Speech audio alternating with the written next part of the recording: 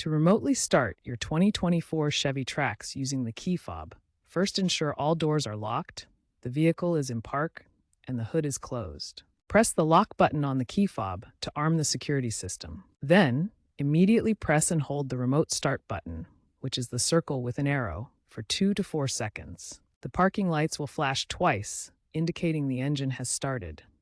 The engine will run for 10 minutes and automatically shut off. You can extend the runtime by repeating the process before the initial 10 minutes expire. To stop the engine remotely, simply press the remote start button again or unlock the doors.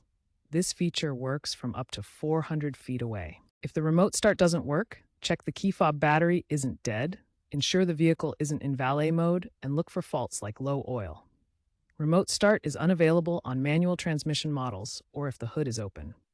The My Chevrolet app also allows remote start if the key fob is inside, providing smartphone control with GPS tracking. Some 2024 Trax models had a remote start issue in extreme cold that was fixed with an OTA update in Q2 2025. If you experience issues, ensure your vehicle software is up to date or visit your local Chevy dealer. The key fob battery is projected to last 4 to 5 years.